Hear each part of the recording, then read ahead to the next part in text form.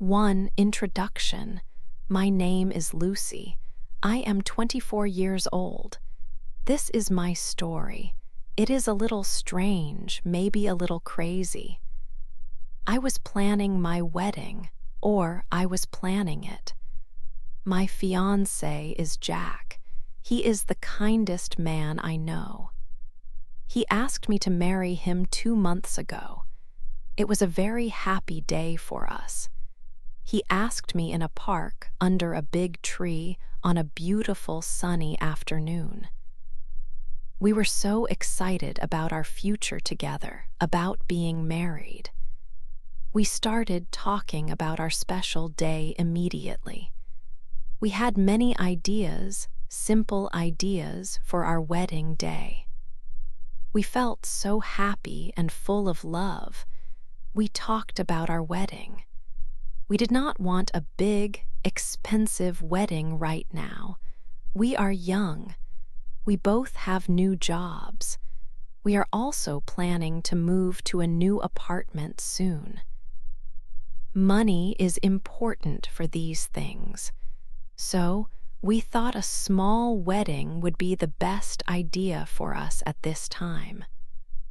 Our plan was simple and felt right. We wanted to go to the city hall, say our promises to each other, and then have a nice dinner. This dinner would be with our close family, just a few people who are important to us. We imagined a calm, happy day, focused on us and our love, without much stress. We told both our families about this plan. They both said they would help us with the small dinner. I am not a religious person, but I always had a dream. I dreamed of having a beautiful church wedding one day. A big party with music and dancing and all our friends. So Jack and I thought, okay, we can have a small, simple wedding now. Then, in a few years, maybe 5 or 6 years from now, when we save more money and are more settled, we can have that big dream wedding. The one with many friends and family, a beautiful place, maybe a church. It seemed like a perfect plan for us. A simple, happy start now, a big celebration later when we were ready and had the money ourselves. My family is, well, they can be difficult sometimes, especially my mom. Her name is Karen. My mom and I do not always understand each other well.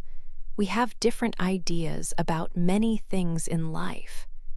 My dad is a nice man. I love him very much. But he almost always agrees with my mom. He does not often say a different opinion or disagree with her. This makes things hard for me sometimes. It makes things difficult when I need to talk about important things with them, like planning a wedding. I love my parents, but their dynamic, how they are together, it impacts me greatly. It impacts my life and my decisions. It makes planning our special day more complex and stressful than we first thought it would be. This is where the story begins. 2. Mom takes over. Lucy told her mom, Karen, about the plan for a small wedding now and a bigger one later. Her mom said, "Okay, that sounds nice." Lucy thought her mom understood, but this was wrong. Very wrong. Soon, things started to change. Lucy's mom hired a wedding planner. She did not ask Lucy first. Lucy found out when the planner called her. The planner said, "Hello, Lucy. Your mother Karen hired me. We need to talk about places for the wedding." Lucy was very surprised. Then, Mom sent Lucy a list of costs for the wedding. Oh, it was very expensive. Lucy's family had some money and they could pay for their part. But Jack's family, they were good people, but they did not have that much money. Lucy talked to Mom about the money. "Mom," Lucy said, "this list of costs is too much. Jack's family cannot pay this much." Her mom just moved her hand like it was not important. "Nonsense, Lucy," she said. "It is their son's wedding. It is a special time, and you are the bride. You can decide everything in the end." But that was the problem. Lucy felt she could not decide. Mom was meeting people. She looked at expensive places for the wedding. She made plans all by herself. She wanted Lucy to just smile and say yes to everything. She was not giving Lucy the final say. Jack was quiet about the plans, but Lucy knew he was worried. He just wanted Lucy to be happy. But the wedding plans were not making Lucy happy. They were making her feel very stressed. 2 events, more fights.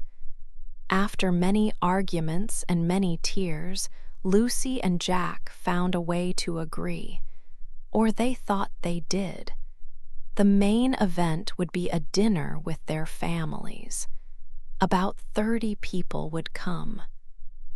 They booked a nice restaurant, a steakhouse, for Friday, January 3rd. Lucy and Jack were happy with this plan. It felt simple and nice, like they wanted. But Lucy's mom, Karen, was not happy with the restaurant. She said the steakhouse was ugly. She said it was too informal for her important friends. So, Mom started planning a second event. This event would be at a fancy house owned by a family friend. Mom said they could have the legal signing ceremony there. This second event would be on December 28th. She said her friends could come to this because it was elegant. Lucy was very tired of fighting. She said, "Okay, Mom," just to try and keep the peace. But even with 2 events planned, the arguments did not stop. Today was a very bad day. Lucy is from another country, so she needs special papers to get married in this country. She went to the courthouse to give them her papers, but the people there said her copies were not correct. This caused a delay. The signing ceremony could not happen yet. Jack's dad is a kind man and has some friends who know about these things. He offered to help Lucy with her paper problem. Lucy called her mom to tell her about the papers needing correction. She also told her that because of the delay, the signing ceremony would probably be on Friday, January 3rd. This was the same day as the family dinner at the steakhouse. Mom got very angry on the phone. "Lucy, we agreed. The main event is Saturday, January 4th, and the signing is Friday, January 3rd, she shouted. Lucy felt confused for a moment. Did she make a mistake about the dates? But no. Lucy keeps notes of everything her mom says about dates. She has to do this because her mom changes her mind very often. Lucy looked at her notes. The notes showed that Mom had agreed to Friday for the dinner. Just a few days ago, Mom even sent Lucy a message. The message said, "Wedding ceremony on Friday, January 3rd at 6 p.m., then family dinner on Saturday." Mom had changed the dates again, but now she was saying Lucy was wrong. Lucy reminded her mom that she and Jack booked the steakhouse for Friday. She also said the steakhouse was too small for all of Mom's friends to come on a Saturday. Mom started to cry. She said Lucy did not listen to her. She said Lucy did not care about her feelings. Lucy felt very stressed and sad. The problems just continued. For the ultimatum, Lucy felt very bad when she left the courthouse. Her head hurt from the stress. She went home. As soon as she came in, her mom, Karen, called her to the living room. "Lucy," she said, her voice not friendly, "leave your phone in your room." She told Lucy she did not want her to record their talk. Lucy left her phone in her room. She sat down. Her mom started shouting right away. "I will not give you any more money for this wedding," she shouted. "No one thinks about what I want. I am paying for part of this. If I want, I can call your father now and we will stop everything." Her face was red. Her voice was very loud. Lucy felt a little cold inside. "Mom," she asked, her voice shaking a little, "are you trying to make me do what you want by making me afraid?" "No," her mom shouted back. But then her voice became a little quieter. "Okay," Lucy said, trying to be quiet and calm. "When Dad comes home, we can all talk together and decide."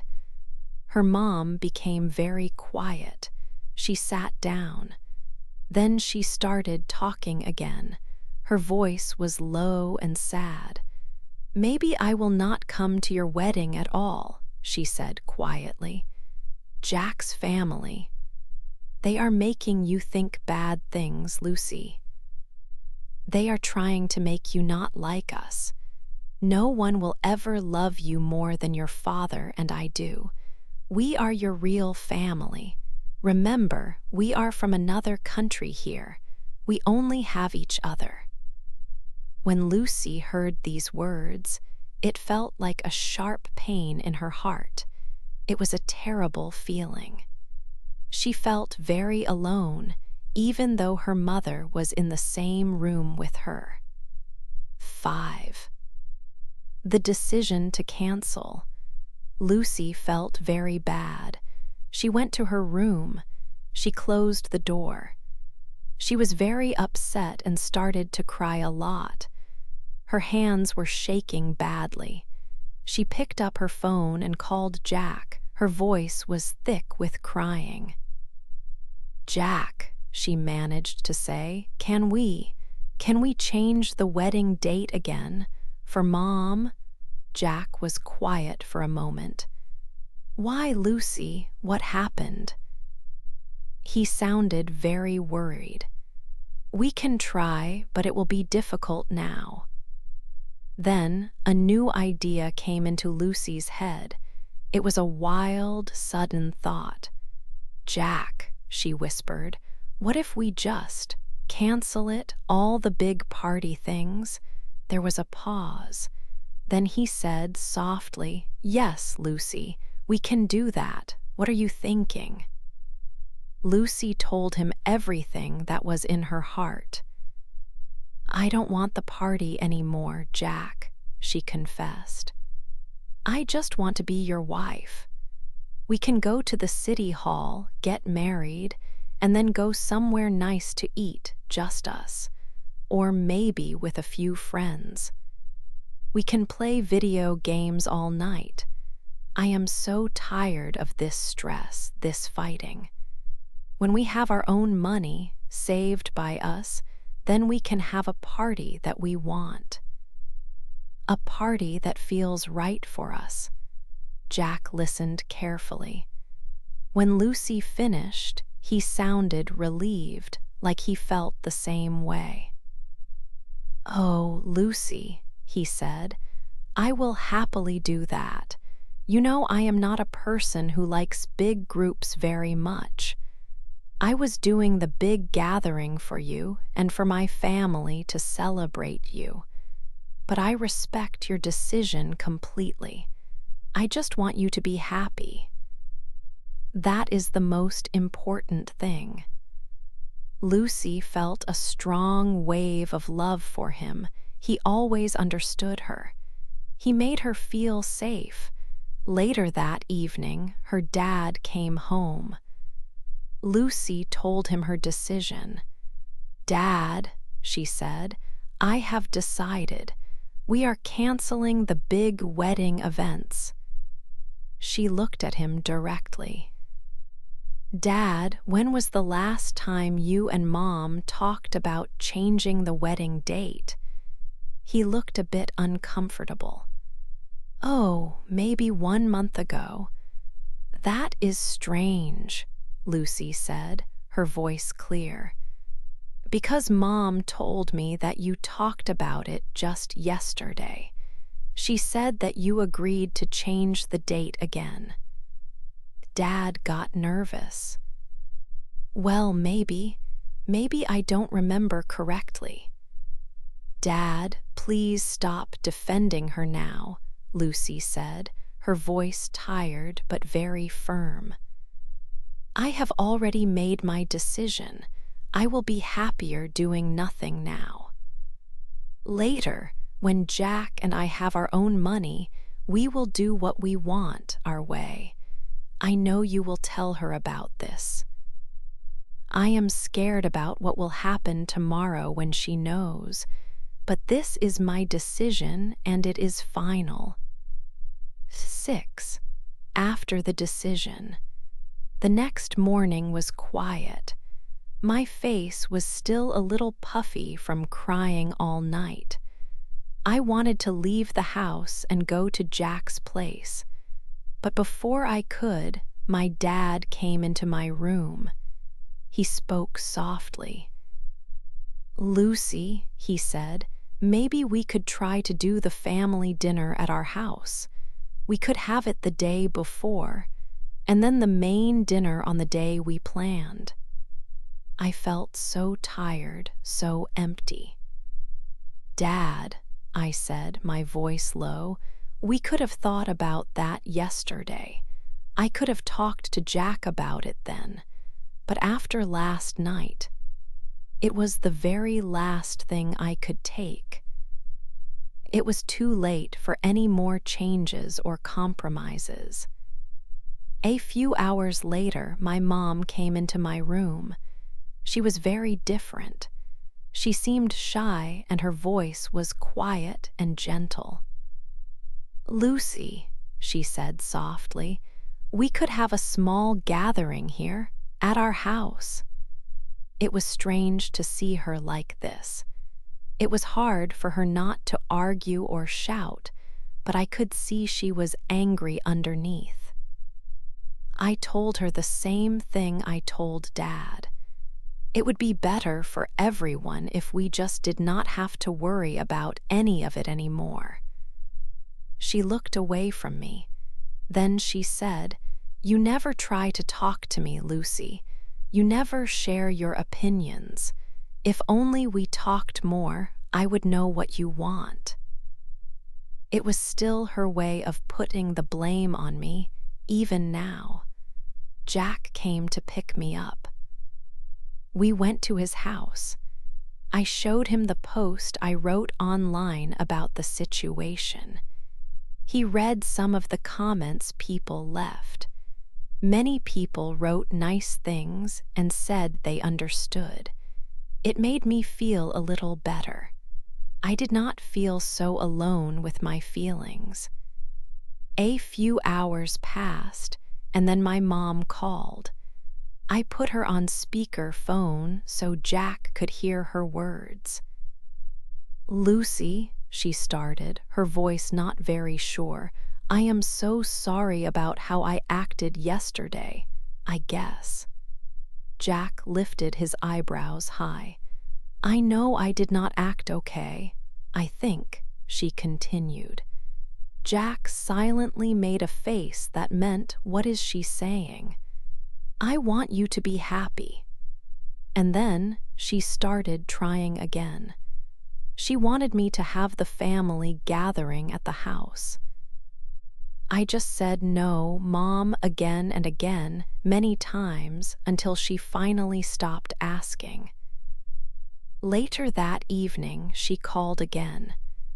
This time, her voice was bright and too happy. "Lucy, darling," she said loudly, "I bought some lovely things for your new house with Jack. Some new pans, some nice plates, some kitchen items." I said, "Thank you, Mom." But I felt a new kind of sadness and understanding. This is what my parents always do. When they know they have done something very wrong, they buy us things, or they give us a big hug as if nothing bad happened. I was thankful for the items, of course, but I knew she was thinking this would make me feel like I owed her something. She hoped the gifts would make me change my mind about the wedding party, but I would not this time. 7, our simple wedding. In the end, Jack and I got married on February 1st. It was quiet and simple. It was absolutely perfect for us. We went to the city hall. Only 2 of our close friends came with us. They were our witnesses. There was no big white dress. There were no hundreds of guests. There were no arguments about flowers or food. It was just us saying we would love each other always. After the ceremony, we did not go to a fancy restaurant. We went to our favorite small pizza place. It was just down the street. Our 2 friends came with us. We ordered a very big pizza with extra cheese. We drank cheap soda. We laughed a lot. Our stomachs hurt from laughing.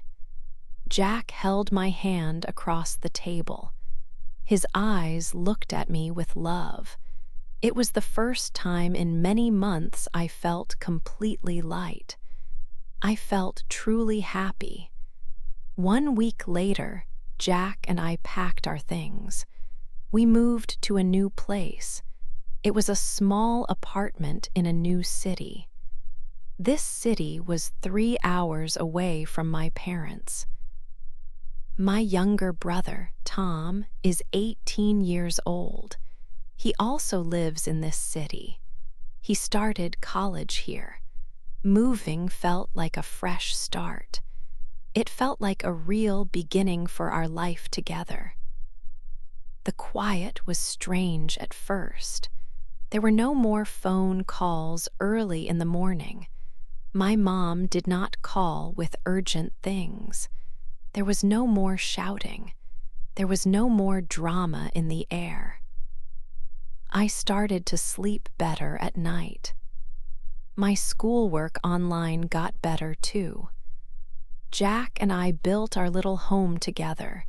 We used some kitchen things Mom bought.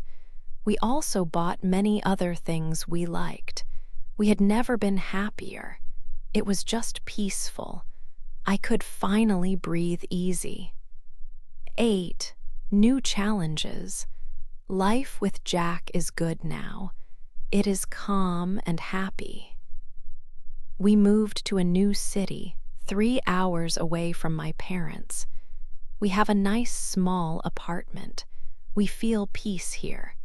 but my parents still try to control things even from far away. First, they wanted us to download a special app on our phones. It is called Life 360. This app lets people see where you are all the time. My mom said, "So we know you are safe, darling." But we did not want them to know our location every second. We said no politely. Then they said they bought cameras. They wanted to put cameras in our new apartment, inside and outside.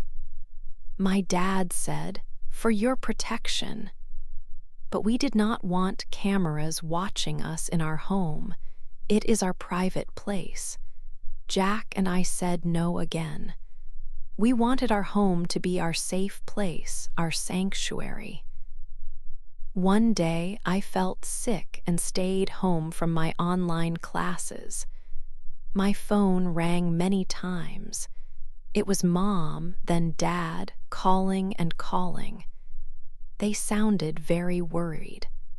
"Where are you, Lucy? Why aren't you answering?" Later, I found something strange in my car. It was a small machine, a GPS tracker. They put it there to see where I went. I felt angry, but mostly just tired. I took it out of the car. They seem to have stopped trying so hard with me now. Maybe the distance helps. But now, all their energy for control is on my younger brother, Tom. He is 18 years old and goes to college in this city too. Tom told me about his life. My parents put 2 cameras in his student apartment. One camera is outside his door. Another camera is inside his living room. They also gave him rules. He has a curfew. He must be home by 5 o'clock in the evening. He is a young man, but they treat him like a child. It seems my parents cannot live without controlling one of their children. When I left, their focus moved to Tom. I feel very sad for him. He is living the same things I lived for many years. I do not understand my parents, and I stopped trying to understand them. But I can help Tom. I often invite him to our apartment. He can come here to relax and be himself. There are no cameras here. He can stay out late if he wants. He can just be free for a little while. I am free now, and Jack and I are building a good life. But I always worry a little about Tom. He is still in the difficult situation I just left.